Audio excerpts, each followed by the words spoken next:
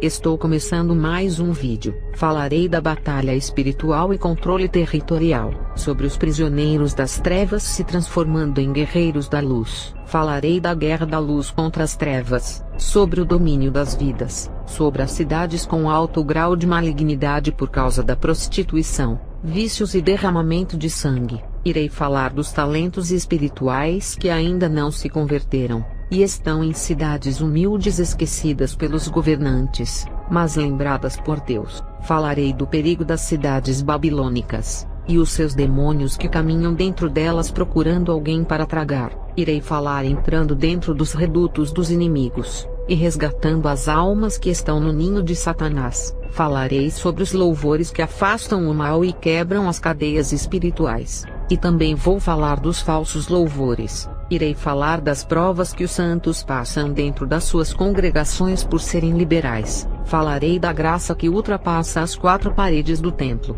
Irei falar das maldições que vêm sobre as imposições de mãos sobre a cabeça. Falarei das escolhas do bem e do mal através da consciência, e sobre o princípio da legalidade. Começarei falando sobre os territórios dominados por demônios, para esclarecer algumas dúvidas sobre a experiência que eu tive quando eu era bruxa. Um bairro consagrado aos demônios que o controlam. Uma pergunta: a igreja que é de Deus, pode através da oração expulsar todas as legiões e dominar o território? Vou responder pelo tempo que tive no ocultismo, sobre as guerras pelos territórios para o dominar. Essas coisas que falam que a igreja pode expulsar todos os demônios de um lugar e libertar a vila da opressão, é fábula, isso não existe. Muitos escritores querem vender livros falando sobre esse assunto. Os demônios são espíritos, não são iguais às pessoas que quando são expulsas de um lugar, não podem voltar. Satanás desde o início da criação,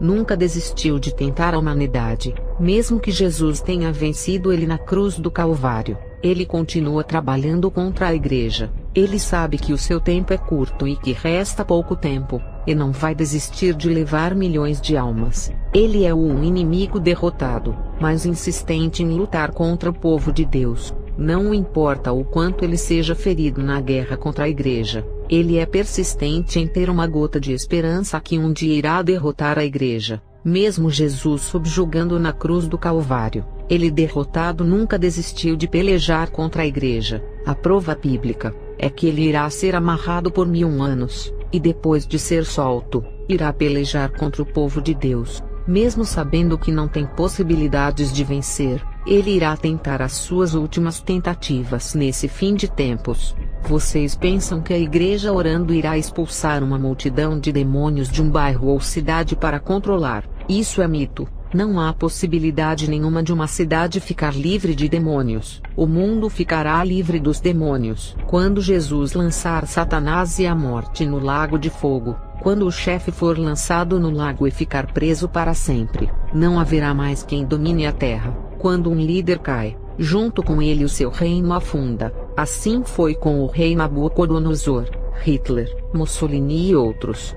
Para o mundo não ser dominado, Satanás tem que cair primeiro e todo o seu reino com ele. Não acredite nesses ensinos de expulsar demônios de uma vila para dominar o território. No livro de 2 Coríntios 4 verso 4, fala que Satanás é o Deus deste mundo, enquanto ele for o rei desse sistema de iniquidade. Não pode expulsar os seus espíritos malignos de um lugar, e quando ele deixará de dominar a terra, quando Jesus vier e colocar ordem nesse plano, então não acredite em ensinos que falam que pode expulsar todos os demônios de uma cidade na oração, enquanto o rei desse mundo não for preso. Expulsar uma legião de uma pessoa é bíblico. Agora expulsar de um bairro inteiro para eles não possuírem mais ninguém é ilusão. A igreja está no mundo mas não pertence a ele, é como estrangeira. A igreja brilha como a luz desse mundo, e faz a diferença em seu modo de viver, para assim fazer o evangelho entrar na vida das pessoas. Sendo assim,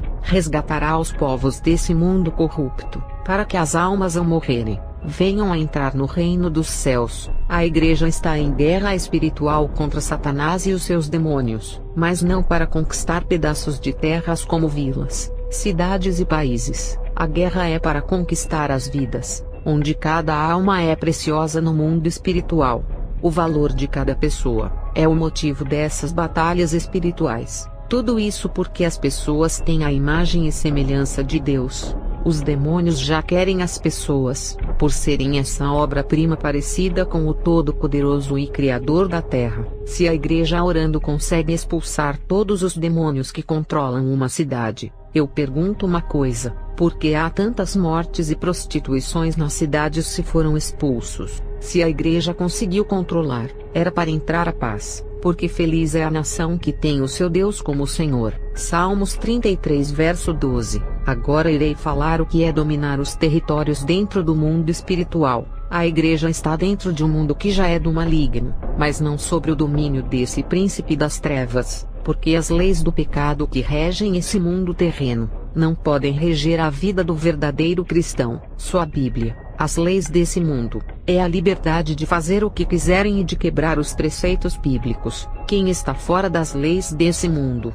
mesmo no território do diabo, está livre dos seus domínios. Mas se estiver sendo regido pelas leis desse mundo, os demônios têm legalidade na vida dos que andam em suas leis. A igreja pode controlar os bairros das cidades ganhando o maior número de almas. Quantas almas uma igreja consegue tirar do cativeiro de Satanás? Significa o seu poder de fogo e a força de seu evangelho. A igreja que converte uma cidade, está formando o exército de Deus, tirando o povo do cativeiro. De prisioneiros eles se tornam soldados de Deus, que lutam contra os espíritos malignos que um dia os aprisionaram. Quando eu era bruxa, teve uma cidade chamada Ingazeira que fica no estado de Pernambuco, onde algumas bruxas fundaram. Isso foi na década de 90, porque foi revelado que Deus iria levantar homens de Deus da cidade de Ingazeira. Na década de 80, teve uma cidade do Brasil que não me lembro o nome, onde as bruxas conseguiram controlar 80% desse território, e 20% quem controlava era a igreja. Os 20% de domínio dessa igreja aumentou para 70% por causa do número alto de conversão, e o controle das bruxas de 80% caiu para 30%. Eu não sei como está essa cidade nos dias de hoje. A igreja não pode expulsar todos os demônios de uma cidade inteira igual dizem, mas pode dominar o território convertendo as pessoas. Teve muitas cidades que eram violentas, grandes taxas de homicídios e perigosas de se viver. Com o passar dos anos, a taxa de homicídio diminuiu, e a paz reinou em algumas cidades. Isso significa que houve um domínio espiritual da luz sobre as trevas. As atividades diabólicas ficaram mais fracas na cidade, porque a luz assumiu o controle. Isso não significa que os demônios foram embora da cidade, e que o mal foi extinto do lugar. Houve um enfraquecimento diabólico na cidade, mas os demônios ainda estão na cidade. Qual é a prova de que eles ainda continuam na cidade? Quando você ver salões de festas com muitas músicas e danças, enquanto tiverem esses altares de sacrifícios nas cidades, os seus deuses irão receber as suas ofertas, o que abre legalidade para eles trabalharem nessas vidas. Essas festas alimentam as forças desses espíritos. Sabem por que a igreja não pode expulsar todos os demônios de uma cidade inteira? É porque sempre vão ter coisas da cidade que irão atrair os espíritos das trevas. Enquanto tiver pecado para alimentar os demônios, não haverá cidades livres 100%. Se a população inteira de uma cidade for santa, e apenas uma pessoa praticar o pecado, a pessoa praticante do pecado será o instrumento que atrairá os demônios. O seu corpo será condutor de legiões de demônios, porque uma pessoa sozinha que vive no pecado, pode trazer uma legião desses espíritos das trevas e influenciarem os santos ao erro, e ainda tirar a paz de uma cidade inteira que é tranquila. Para uma cidade inteira ser livre de todos os demônios, a população inteira teria que se converter, e tem que ser aquela conversão genuína, que é diferente de ser apenas membros de igrejas sem compromisso com Deus. Isso nunca irá existir, de uma cidade inteira ser livre dos demônios, porque toda a população tem que se libertar desses espíritos das trevas. Não acredite que um povo orando por uma cidade, irão colocar todos os demônios para fugirem, e libertarem uma população que sempre abre a legalidade para esses espíritos. Um povo de coração duro que não deixa o pecado, não quer se converter, preferindo se dedicar aos prazeres da cidade babilônica onde vivem. Como uma igreja consegue controlar um território, onde o povo abre legalidade e não se ajudam para esse domínio acontecer? Como conseguir fazer um povo se humilhar e se arrepender dos seus pecados, igual Jonas fez na cidade de Nínive,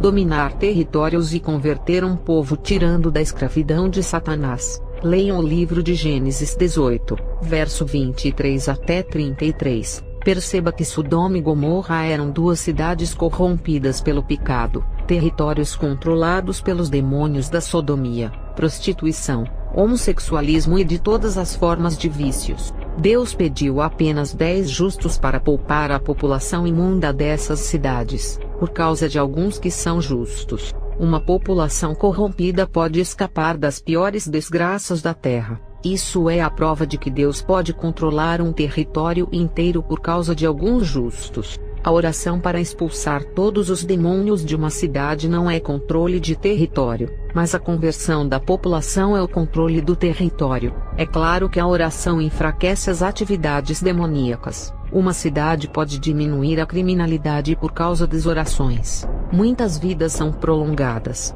covas da morte são fechadas, livramentos de acidentes e novas oportunidades para viver são oferecidas. As pessoas ganham novas chances em uma cidade corrupta por causa das orações dos fiéis. Todas as imoralidades de uma cidade podem ser detidas através das orações, e os seus demônios neutralizados. Mas o que vai derrotar os demônios dessa cidade é tirar o maior número de almas das mãos desses espíritos das trevas, tirando eles das atividades diabólicas que participam, e assim fazer os escravos se transformarem em homens valentes de Deus, e recrutar para o exército do Reino da Luz para combaterem esses demônios, e também ajudarem a tirar mais almas dos cativeiros. João 8 verso 36. Se pois o Filho vos libertar, verdadeiramente sereis livres. A batalha espiritual sempre vai existir, até o dia que o príncipe desse mundo for lançado no lago de fogo. A força da luz luta contra a força das trevas. A igreja e os demônios estão por todas as cidades.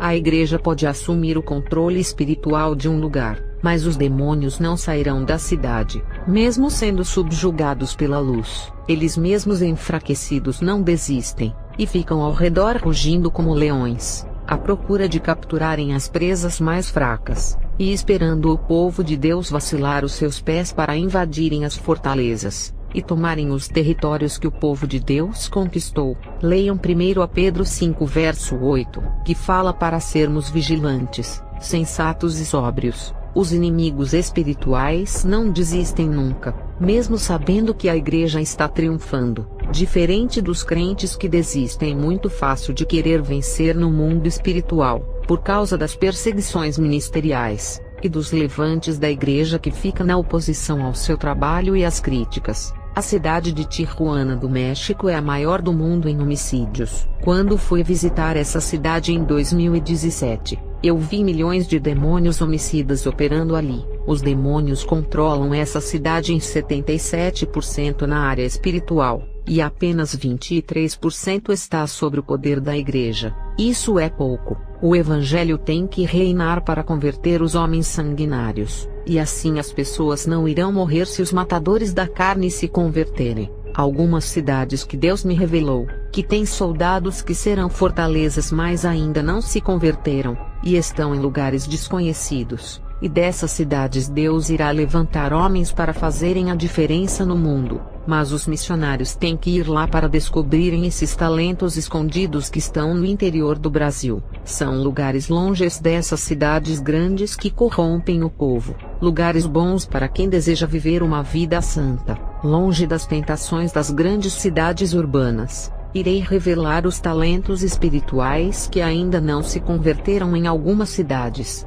e nessas cidades tem homens e mulheres que ainda não se converteram, e estão esperando alguém ir pregar o evangelho para eles. As cidades de Guaramiranga e a cidade de Grangeiro do Ceará, as cidades de Itacoruba, Solidão, Calumbi e Ingazeira do estado do Pernambuco, a cidade de Viçosa do Rio Grande do Norte, cidade de Miguel Leão do Piauí, cidade de Bernardo do Mearim do Maranhão, as cidades de Banhache e a cidade de Pau de Arco do estado de Pará, e as cidades de Parari e de São José do Brejo da Cruz do estado da Paraíba, cidade de Bragança Alagoana de Alagoas, cidade de Amparo de São Francisco do Sergipe, cidade de Mucurici do Espírito Santo, cidades de Serra da Saudade, Grupiara e Cedro do Abaeté, e a cidade de Senador José Bento de Minas Gerais, as cidades de Borá, Orou, Flora Rica e Nova Castilho de São Paulo, as cidades de Lafayette Coutinho, Lagedinho, Catolândia e Maitinga do estado da Bahia, as cidades Jardim Olinda, Santa Inês, Nova Aliança do Ivaí que ficam dentro do Paraná, as cidades de Santiago do Sul, Lajeado Grande e Paial do estado de Santa Catarina, as cidades de André da Rocha, União da Serra e Coqueiro Baixo do Rio Grande do Sul, as cidades de Anhanguera, Cachoeira de Goiás e São João do Paraúna do estado de Goiás, as cidades de Oliveira de Fátima e da Chapada de Areia do Tocantins. Dessas cidades, Jesus tem frutos para colher, lugares que nem os mapas têm o prazer de divulgar. Essas cidades por não terem importância para o Brasil, um povo esquecido pelas autoridades políticas, mas lembrados por Deus. Cidades abandonadas por não serem grandes centros babilônicos. Vou falar sobre as grandes cidades que oferecem todos os confortos do mundo, mas ofereceram perigos espirituais por causa das grandes ofertas dos prazeres que oferecem às pessoas. Uma cidade contaminada, com altas taxas de mortalidade como homicídios e acidentes de carro, significa que existem grandes atividades dos ceifeiros da morte nessa cidade. Cidades que têm festas, prostituição, drogas, mortes e roubos são cidades que têm diversidades de pecados, e têm todas as formas de corromper o povo, existindo uma variedade de demônios de vários projetos trabalhando cada um segundo a sua vocação. Uma cidade com alto nível de contaminação pode influenciar uma pessoa para o mal. Os crentes que vivem nessas cidades correm riscos de se contaminarem com o vinho da prostituição espiritual. O crente tem que vigiar em dobro nessas cidades para não negar a sua fé. A maioria das igrejas estão sendo influenciadas pelos pecados dessas cidades, deixando-se contaminar. Viver nessas cidades que são infestadas pelos demônios é muito perigoso, porque eles entram nas pequenas aberturas espirituais que as pessoas abrem para eles, e assim acontece as possessões demoníacas em corpos vazios sem Deus. Os demônios possuem as pessoas para matarem as outras, e tem aquelas que eles apenas manipulam as mentes. O crente, para viver nessas cidades infestadas, tem que fechar todas as portas de sua casa espiritual para não ser possuído, e fazer a diferença nas cidades do pecado não é fácil, porque será olhado como estranho por ter o seu comportamento diferente. Os demônios usam as pessoas para zombarem das roupas dos cristãos, e dos seus comportamentos santos. A sua atitude será oposta e diferente, em relação à população que lhe chamará de estrangeiro em seu modo de vestir, e darão risadas por não andarem nus, igual à população que andam nus pela cidade.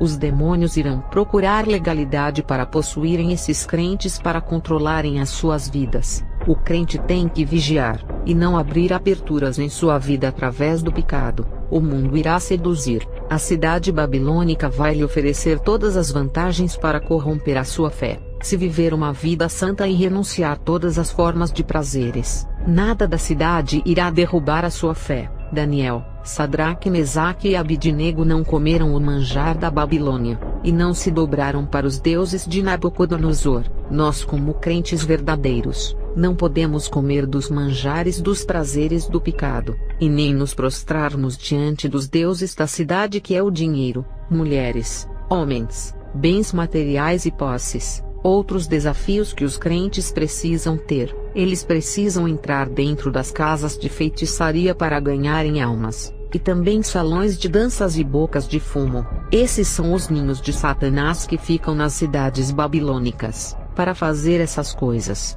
tem que ter o chamado de Deus, e quem tem vontade para fazer esses trabalhos fora da igreja, tem que se preparar espiritualmente. Entrar em uma casa de bruxas para pregar, se não estiver preparado, irá passar vergonha, porque elas atacam com as suas magias, e o crente que não é revestido sai enfermo desses lugares. Entrar dentro de um templo de feitiçaria sem as armaduras de Deus irá perder a guerra. Crentes que estão nus sem as armaduras, e cheios de aberturas espirituais em suas vidas, ao entrarem em lugares carregados de negatividade, eles irão absorver tudo isso para sua alma, e os demônios do templo da feitiçaria irão entrar através das aberturas da casa espiritual que esses crentes abriram em suas vidas com o pecado. Marcos 16 verso 15, a Bíblia diz: pregai o evangelho a toda criatura, não importa o local que estejam, não escolha locais para pregar. O evangelho é para bruxos,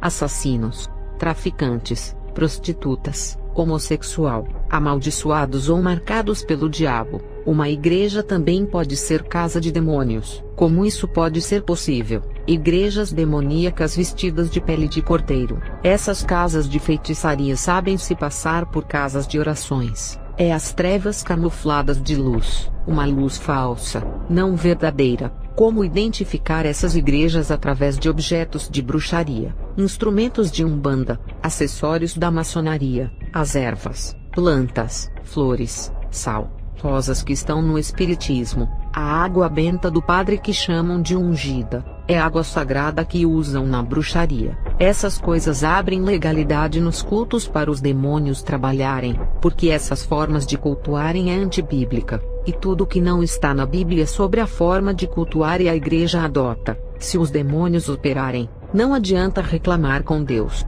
Ele não deixou nas cartas de Paulo essas formas de culto. Depois as pessoas são possuídas na igreja por causa desses acessórios condutores de demônios. A culpa é do pastor que consentiu com essa forma de cultuar. Essas coisas atraem os demônios para a igreja, e só não vai possuir quem estiver com as armaduras. E quem não estiver vai ser possuído. Os demônios sentem atração por objetos e instrumentos que estão nos templos das bruxas, e quando a igreja adota em seus cultos esses acessórios, os demônios vêm, porque são deles esses condutores, e estão dentro da casa de Deus. Falarei do louvor que afasta os demônios e que quebram as cadeias espirituais, e sobre o falso louvor que atrai o mal. Levítico 22, verso 17 ao 22. Falou mais o Senhor a Moisés dizendo: fala a Arão e a seus filhos, e a todos os filhos de Israel e dize-lhes: qualquer que da casa de Israel, ou dos estrangeiros em Israel oferecer a sua oferta, quer dos seus votos, quer das suas ofertas voluntárias que oferecerem ao Senhor em holocausto segundo a sua vontade, oferecerá macho sem mancha, das vacas, dos cordeiros ou das cabras, nenhuma coisa em que haja defeito oferecereis, porque não seria aceita a vosso favor. Quando alguém oferecer sacrifício pacífico ao Senhor, separando das vacas ou das ovelhas um voto ou oferta voluntária, sem mancha será, para que seja aceito, nenhum defeito haverá nele. O cego, ou quebrado, ou aleijado, ou verrugoso, ou sarnoso, ou cheio de impigens, este não oferecereis ao Senhor, e deles não poreis oferta queimada ao Senhor sobre o altar. Repare que Deus é exigente para quem oferece as suas ofertas nos altares. Ele não quer cordeiro cego, quebrado ou aleijado, cheios de verrugas, sarnas ou impigens, que significa que a pele está amarelada, cheia de furos ou rasgadas. Levítico 22, verso 20. Não oferecereis coisa alguma que tenha defeito, porque não seria aceita em vosso benefício. Hebreus 13, verso 15 e 16. Portanto, ofereçamos sempre por ele a Deus sacrifício de louvor, isto é, o fruto dos lábios que confessam o seu nome, e não vos esqueçais da beneficência e comunicação, porque com tais sacrifícios Deus se agrada. Quando estamos no altar ou púlpito, oferecemos o nosso sacrifício de louvor, que são os frutos dos lábios.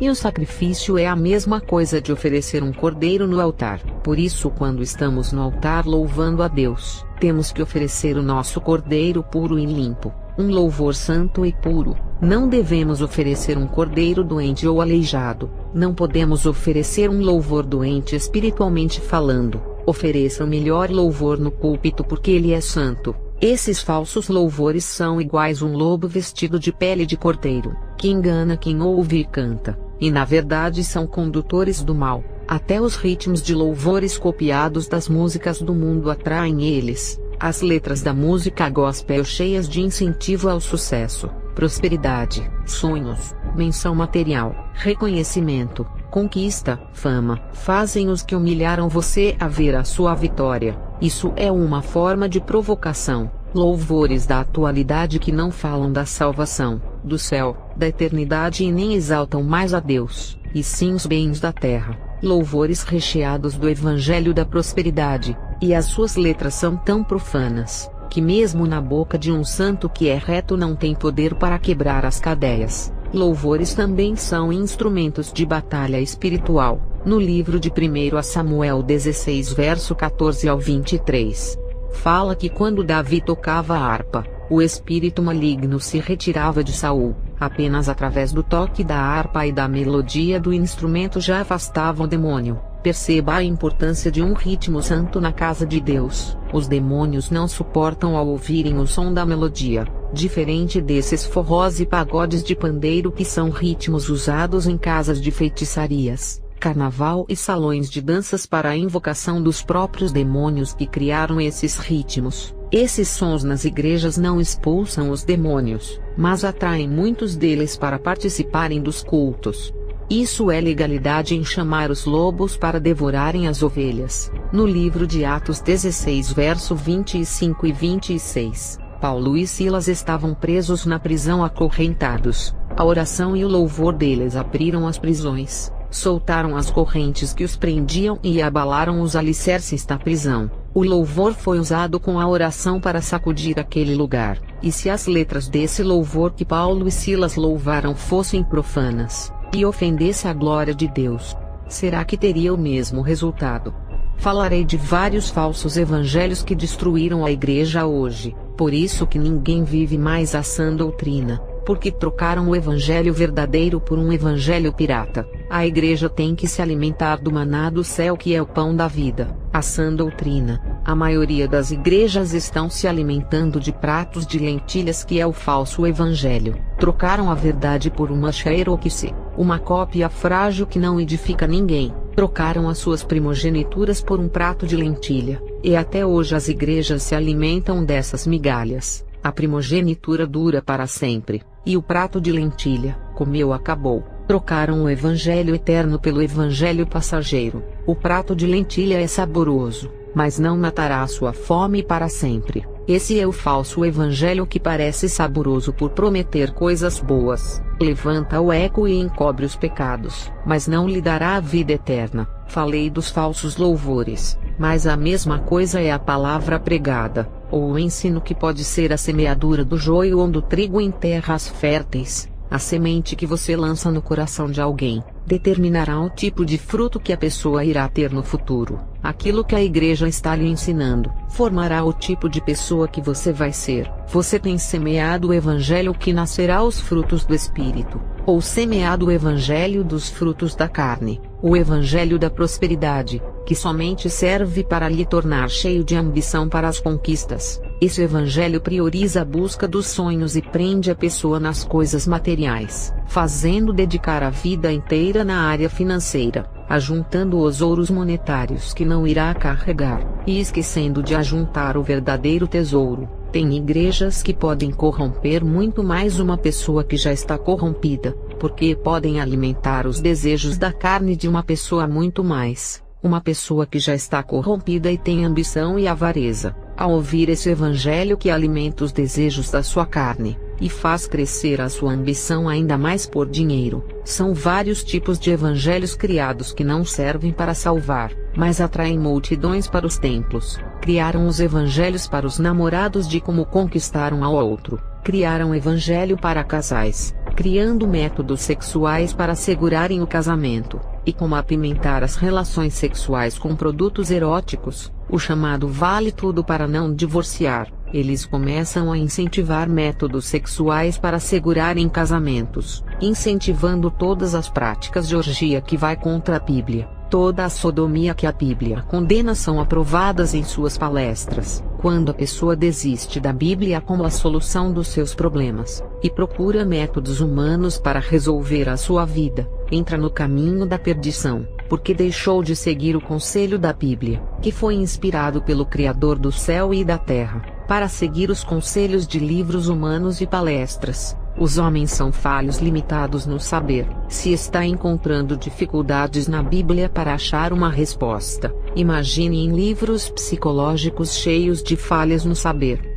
Criaram o evangelho das estratégias humanas para cuidarem de filhos e da família. Criaram o evangelho da porfia, que fala mais mal das pessoas de outras igrejas, e falam mal das placas denominacionais. Jesus não está preocupado com quem pecou, ou o tipo de pecado que está dentro daquela igreja. Essas críticas não salvam ninguém. Jesus está preocupado com a pregação da santidade que ninguém tem coragem de pregar. É fácil ver as pessoas de outras igrejas se afundando na lama movediça do pecado. Agora, tirar eles dessa lama ninguém quer. Dar a receita de como sair dessa prisão ninguém dá, porque são partidaristas religiosos e preconceituosos. Criaram a doutrina dos atos proféticos, que saem profetizando milagres e bênçãos materiais na vida de todas as pessoas. Esses crentes sem unções, que não foram levantados por Deus, e sim pelos homens, não conhecem a Deus, e lançam profecias na carne baseado no ditado que palavras têm poder. Eles usam o versículo de Gênesis, quando Deus criou o mundo, apenas com as suas palavras. Deus disse: haja luz, e se criou. Tudo o que Deus falava se formava. Esse é o engano desse movimento. Nós não temos poder nas palavras para falar, e algo se criar como bênçãos e milagres. Só Deus é o Criador de todas as coisas, e as suas palavras criaram o mundo. Quando o homem diz que as suas palavras têm poder, ao ponto de falar algo e se criar, ele se compara a Lúcifer, que sempre quis ser Deus. Mesmo os vasos levantados por Deus não podem criar nada através das palavras, mas o Espírito Santo irá usar ele para profetizar bênçãos e milagres, e acontecerá. E as coisas irão acontecer porque não é o homem profetizando na carne, mas o próprio Deus falando pela sua boca. Não podemos sair profetizando bênção na vida das pessoas, acreditando que as palavras têm poder, porque profetizar na carne e falar aquilo que Deus não mandou é pecado, mesmo que profetize com a fé. Uma irmã que foi ensinada a crer nessa doutrina, quando seu filho estava com leucemia, ela profetizou a sua cura, dizendo que as suas palavras tinham poder por ser uma crente. Essa mulher estava confiante na recuperação do seu filho e com muita fé. Deus me usou para falar com ela que o seu filho não iria escapar, porque existe um tempo para cada pessoa na terra. Eu abri a palavra em Eclesiastes 3, verso 1 a 4. Tudo tem o seu tempo determinado, e há tempo para todo propósito debaixo do céu. Há tempo de nascer e tempo de morrer, tempo de plantar e tempo de arrancar o que se plantou, tempo de matar e tempo de curar, tempo de derribar e tempo de edificar, tempo de chorar e tempo de rir. O tempo do filho dela acabou na terra, mas ela não aceitou, e continuou a profetizar na carne com fé. Eu disse: a sua vontade não é a vontade de Deus. E o filho dela faleceu. A doutrina dos atos proféticos não é bíblica.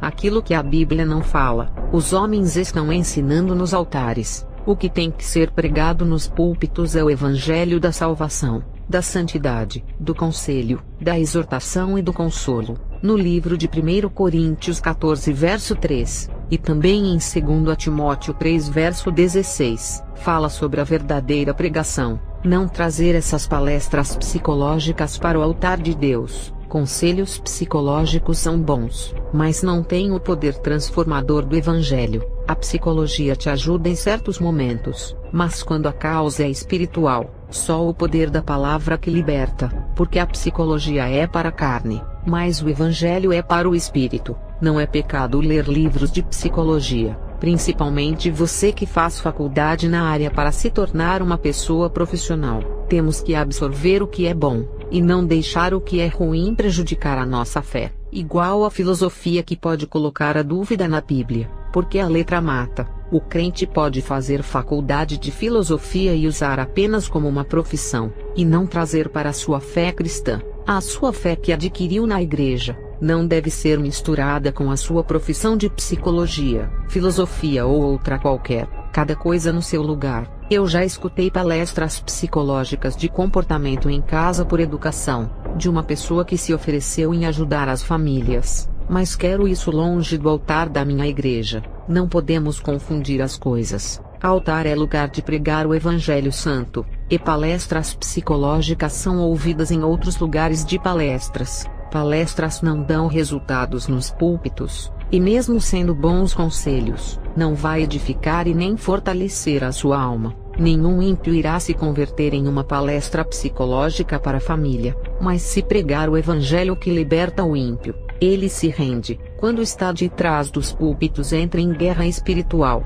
e são as suas palavras que irão determinar se uma pessoa vai ser ou não. O poder da palavra libertadora tem que sair da sua boca, não as palestras estarem em seus lábios, mas os criadores do evangelho humano estão dando palestras psicológicas piores do que um ímpio psicólogo dá. A filosofia é a mesma coisa, cheia de teoria e possibilidades não concretas. A ciência até hoje não conseguiu provar as suas teses sobre os planetas, e ainda estão descobrindo novas coisas do universo, provando que os doutores nada sabem. Essas palestras familiares, palestras sentimentais e do sexo, e a palestra do dinheiro se focam muito na vida terrena, e esquecem da eternidade. Essa variedade de evangelho mata os cultos. Quem entra na igreja, sai do mesmo jeito que entrou, vazio de alma, com o jugo pesado nos ombros e também muito triste. O ímpio não sai convertido, e com fardo pesado em seus ombros, com pensamentos de fazer loucuras. Substituir o evangelho de poder pelo evangelho da carne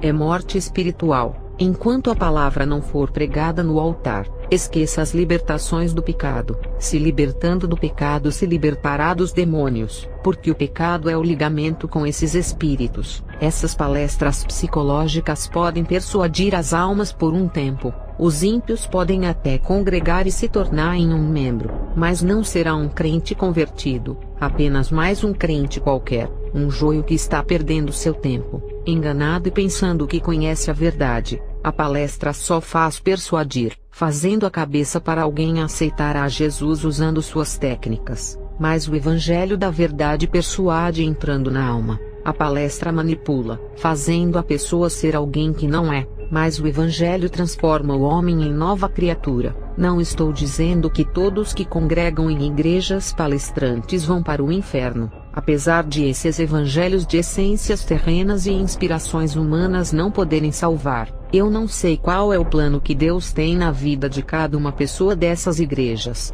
Deus pode tirar algumas dessas igrejas, igual fez com o apóstolo Paulo tirando do regime judaico, e às vezes Deus não tira dessas igrejas, mas usa um deles para ser o agente da transformação, igual fez com José e Daniel, que não os tirou do lugar da abominação, mas fez deles a esperança. Igrejas são assim. Não se sabe quem vai se salvar ou não, independente da placa denominacional. Quando Jesus vai de encontro com a alma, estando ela dentro de uma igreja cheia de abominação, se ele quiser salvar, todo o poder está em suas mãos de visitar aquela alma, antes do seu último suspiro e purificar, redimindo-a com seu sangue poderoso, e se quiser deixar a alma partir no engano, ele deixará, porque é Deus. Apesar de essas variedades de evangelhos estarem levando multidões de almas para o inferno, ele pode interferir com o seu grande poder, porque é soberano. O livro de Mateus 3 e verso 24 ao 30 fala que em um terreno tem o joio e o trigo, os salvos e os perdidos. Não estou incentivando a congregarem em igrejas que negam a essência do evangelho, que não vai lhe acrescentar em nada, e a sua fé não irá amadurecer. Falarei das provas que um santo passa em igrejas modernas. Se você for uma pessoa santa em seu modo de comportamento e nas vestes, e você está em uma igreja liberal, aonde ninguém tem o compromisso de viver a palavra, se o povo vê que se veste diferente, e o seu comportamento é inverso aos deles, irá ser objeto de zombaria e escárnio. Irão dizer que está querendo ser mais santo do que todo mundo da igreja por não participar dos seus atos pecaminosos. Julgos desiguais sempre irão ser problemas, a não ser que Deus queira usar a sua vida para mudar aquele ministério, segurando você como membro da igreja. Caso contrário, Deus irá querer que você congregue em uma igreja que agrade o coração de Jesus. A graça que ultrapassa os templos e chega em qualquer lugar,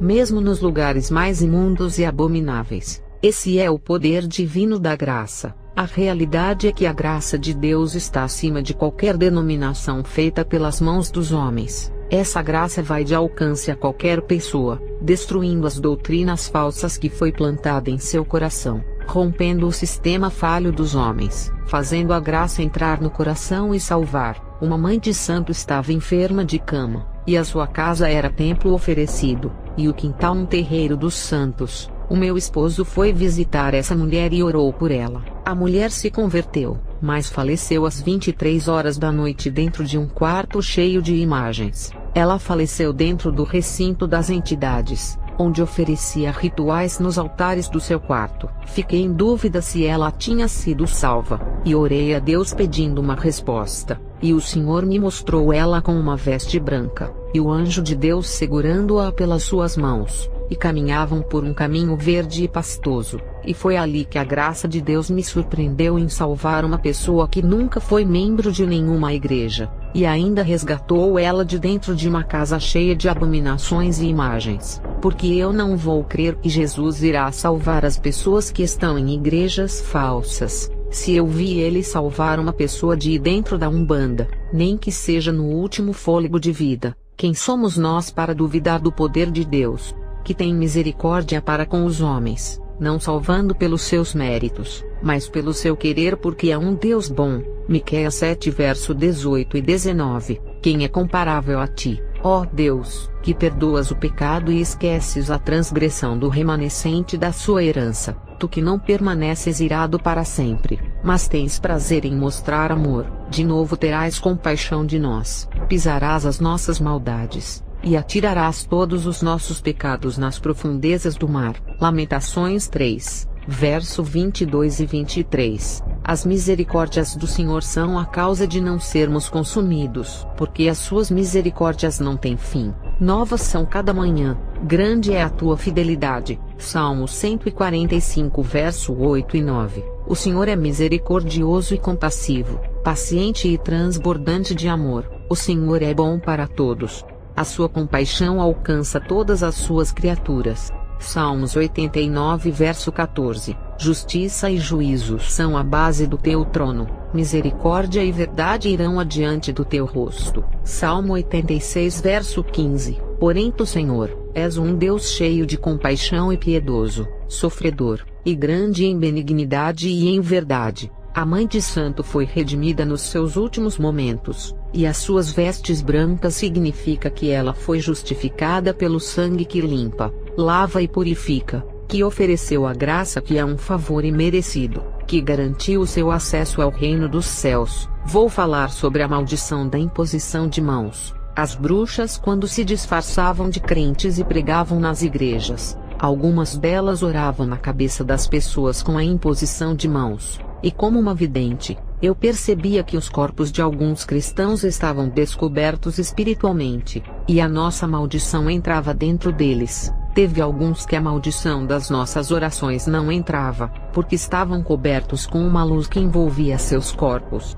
Romanos 5 verso 11. O Espírito Santo habita nos justos, e aonde ele está, o mal não pode entrar. No livro de 1 João 4 verso 4. Maior é o que está em vós do que o que está no mundo. Se você vive em obediência a Deus, não há como temer que alguém venha lhe amaldiçoar com a imposição de mãos. A maldição para pegar, ela precisa de uma causa que é a legalidade. Sem causa nenhuma, não há maldição. Provérbios 26 verso 2. É preciso ter muito cuidado. As pessoas que não são libertas, e pedem oração por imposição de mãos, tem que conhecer quem é a pessoa que está orando, porque dependendo da vida que ele está levando, você pode adquirir um novo mal para a sua vida, e não precisa ele ser nenhum bruxo. Às vezes é um crente normal como qualquer outro, e gosta de orar na cabeça das pessoas. A questão é que ele pode não estar preparado, e tem uma fraqueza em sua vida. Se ele for um crente cheio de depressão, traumas e tristezas em sua vida, ao orar por uma pessoa cheia de sentimentos negativos, ele transportará tudo para a pessoa a quem está orando, Na bruxaria, isso se chama transferir a energia de um corpo para o outro, assim como a fogueira transporta o seu calor para o corpo gelado, ou a geladeira que transporta o seu frio para uma comida quente. Uma pessoa cheia de feridas na alma, se orar por alguém que não tem, ela transfere isso para outra pessoa. Isso é igual à lepra que passa quando encosta no leproso. Não é questão de demônios, mas daquilo que a pessoa está cheia dentro de sua alma, e compartilha para aquele que não tem. É igual a um homem de Deus cheio do Espírito Santo, quando vai orar por outro crente, ao se aproximar do homem de Deus, irá sentir uma unção poderosa emanando dele para você, e sentirá a presença de Deus. E não precisa ser crente para sentir a presença de Deus, porque o ungido passa aquilo que está cheio e transbordando. Isso não significa que o Espírito Santo que está nele irá entrar no corpo do ímpio a qual ele está orando. O ímpio vai sentir a presença de Deus por causa do ungido. Ele está sendo o mediador entre o Espírito Santo e o ímpio, e a presença que o ímpio está sentindo é a ligação espiritual que ele está tendo através do homem de Deus. Toda a alegria, leveza e paz que o ímpio está sentindo é por causa das mãos abençoadas do homem de Deus, que está sobre ele fazendo o ligamento espiritual do ímpio com a presença do Espírito Santo. A mesma coisa é o crente vazio de Deus e cheio de coisas negativas. Ele irá transferir aquilo que está cheio para a pessoa a quem ora. Se não está preparado, a melhor coisa é não orar por ninguém. E se você é uma pessoa que ora e se enche de Deus, e alguém vazio coloca a mão em sua cabeça para orar, fique despreocupado, porque as trevas que está nessa pessoa não pode subjugar a luz que está em você. Mas se você se encontra nessa posição de se encher da presença de Deus, não precisa que alguém ore por você. Quem precisa de oração por imposição de mãos são os necessitados. Quando eu era nova convertida, pegava aquela fila de oração, e depois comecei a buscar a Deus. E tudo o que eu necessitava estava sendo suprido. Quando eu pedia oração no altar, queria paz, leveza, e ser abençoada. Mas quando comecei a orar em casa, tudo isso veio para minha vida. Receber uma oração de um homem de Deus era bom, me sentia bem, mas quando aprendi a orar sozinha, eu comecei a receber muito mais. Aprendi a depender de Deus. Quando comecei a orar sozinha, foi a última vez que pedi oração por imposição de mãos, para ver se sentia a presença de Deus como sentia orando na minha casa. E quando aquele pregador colocou as mãos em minha cabeça, a unção que estava em mim foi para ele, e o irmão começou a pular. Eu pensei que seria impactada, mas foi o pregador da noite que foi ao tocar em mim. Esses foram os 3 meses que mais me dediquei em oração, e depois que o pregador sentiu a presença de Deus na minha vida, eu não senti nada vindo dele. Aquela foi a última vez que peguei a fila de oração, nova convertida, mas já tinha convicção de que não precisava mais passar por isso. Um presbítero que me convidou para ir em sua igreja com o meu esposo, no começo da minha conversão, no final do culto, uma fila enorme cresceu em frente do altar pedindo oração. O presbítero começou a orar por cada pessoa, e nesse momento, eu via um monte de sombras saindo dele e entrando dentro das pessoas que não eram convertidas, e o Senhor me disse que aquelas sombras eram espíritos do alcoolismo, e todas as pessoas que tentavam congregar com ele, não permaneciam e retornavam ao mundo, mas como alcoólatras. Quem bebia pouco e se tornava membro desse presbítero, e quando se desviava, voltava a beber muito mais. E quando tive essa visão dele compartilhando os espíritos do alcoolismo para as pessoas através da imposição de mãos, essa revelação se confirmou quando a sua esposa me chamou para fazer uma oração em sua casa. O presbítero estava trabalhando, e quando eu entrei no quarto do casal, debaixo da cama deles tinha uma garrafa de cachaça seca, e um monte de latinhas de cerveja na estante. A mulher dele sem graça disse que ele não era alcoólatra, e bebia de vez em quando. Eu disse a ela, um pouquinho de fermento leveda toda a massa, e que em apenas um pouco de cachaça já é o suficiente para abrir legalidade aos demônios. Um copo de bebida contém uma multidão de demônios mergulhados dentro do líquido. Eles se materializam em partículas químicas do tamanho dos átomos, e ficam dentro das bebidas esperando alguém tomar. Quem traz litros de bebidas para suas casas, Estão levando 1 litro cheio de demônios. A esposa do presbítero disse que ele dirigia a igreja do pastor dele, e tinha medo que eu falasse para o seu marido não dirigir mais a obra. Eu disse a ela que espalhar mexericos não fazia parte do meu ministério, mas afirmei que ele não estava preparado para dirigir a obra, e se continuasse trabalhando nessa obra com as mãos manchadas, Deus iria cobrar. Nas igrejas, tem pastores muito mais endemoniados do que as próprias pessoas que eles oram. Em vez desses pastores orarem pelas pessoas, eles é que têm que ser orados pelas pessoas, porque as suas condições espirituais estão piores do que a dos membros.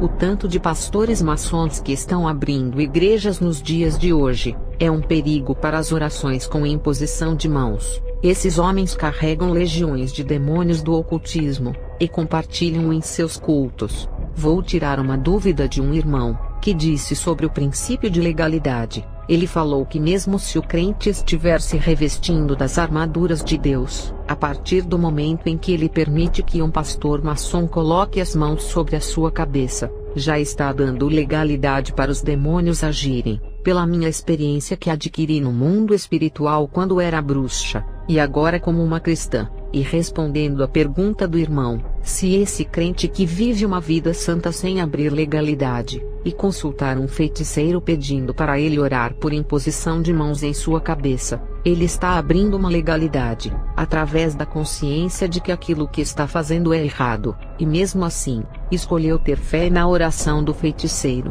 confiando nele como autoridade espiritual que está impondo as mãos sobre a sua cabeça. O crente que deixa isso acontecer está consciente, e por isso abre legalidade, diferente de um pastor maçom que está orando pelas pessoas, e ninguém sabe que é um ocultista. As pessoas não estão revestidas das armaduras, e mesmo sem terem consciência de que ele é um ocultista, irão receber a maldição. No caso, se o servo de Deus que não tem o conhecimento sobre a vida daquele pastor, e o pastor ocultista tentar passar o mal para o servo de Deus através da imposição de mãos, não dará certo, porque o servo de Deus é inocente e não sabe que o pastor é ocultista, e também está revestido das armaduras. A não ser que Deus revele que o pastor é ocultista, e o servo de Deus mesmo sabendo que o pastor é das trevas, e insiste em aceitar que ele coloque as mãos sobre a sua cabeça. Nesse caso ele consentiu que as trevas venham para sua vida,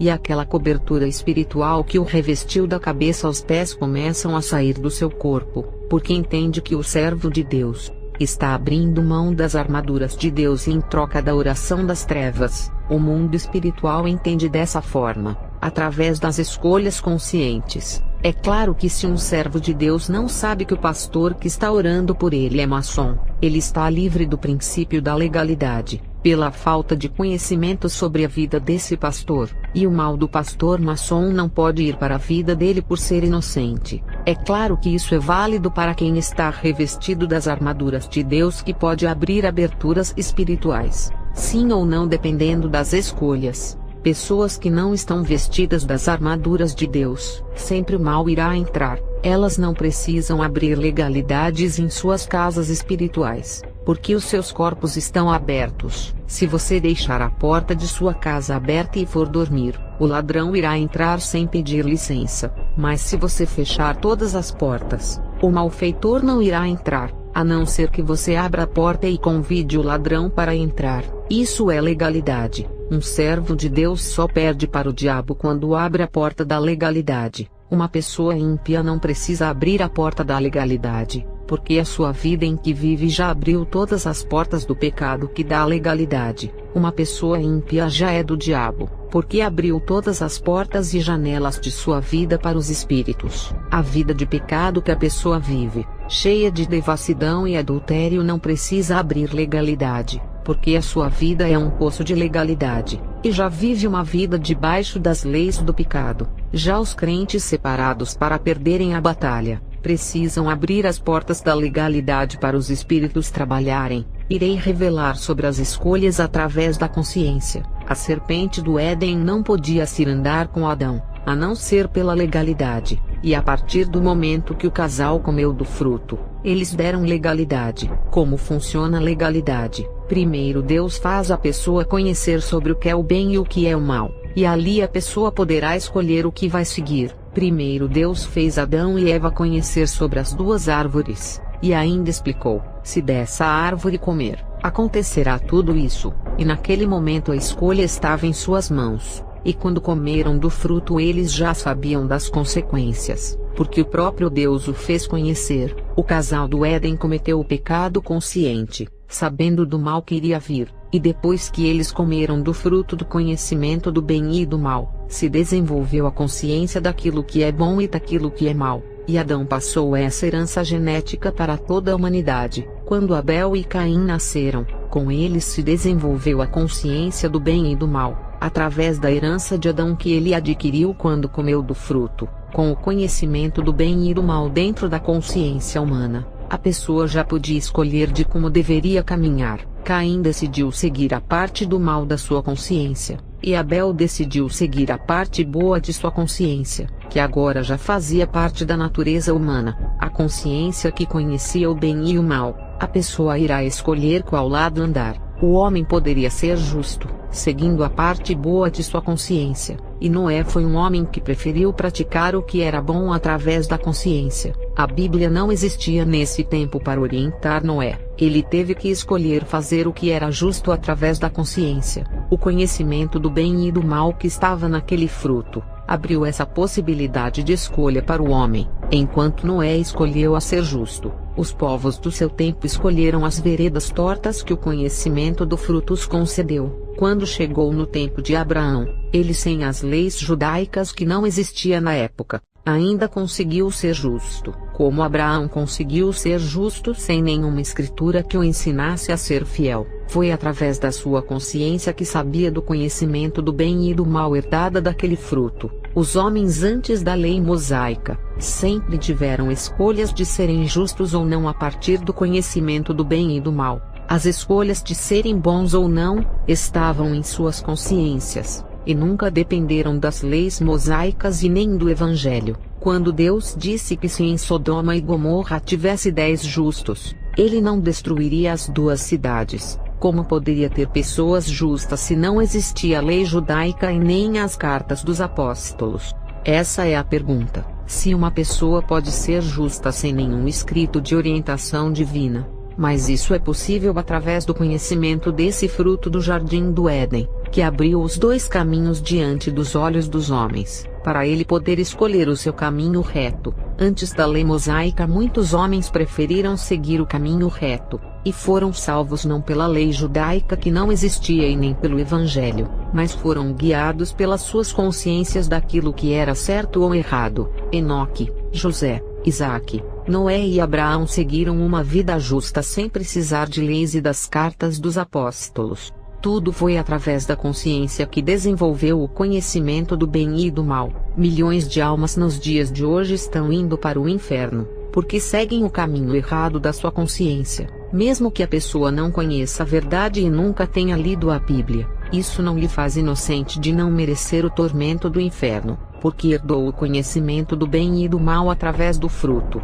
Qualquer pessoa sabe, mesmo sem nunca ter lido a Bíblia, que matar, se prostituir, cobiçar a mulher do próximo é errado. Isso não foi o conhecimento bíblico que trouxe, mas está na consciência da humanidade. Uma pessoa que nunca pisou os pés na igreja, sabe que as bebidas alcoólicas e as drogas trazem problemas sem precisar ler a Bíblia. Foi o conhecimento do bem e do mal do fruto do Éden que abriu a legalidade no mundo espiritual. Tem pessoas que não são crentes, e não fazem coisas erradas porque têm o conhecimento do que é bom e do que é mal que herdaram de Adão e Eva. Alguém já fez alguma coisa de errado que não poderia ter feito, que deixou a sua consciência pesada. Isso é independente de ser crente ou não, sendo bruxo ou não. Religião não impede que a consciência venha lhe orientar. Uma criança, quando começa a desenvolver a consciência e adquire o conhecimento do bem e do mal, ela já será julgada pelas suas escolhas. Lembrando que a criança, sendo inocente,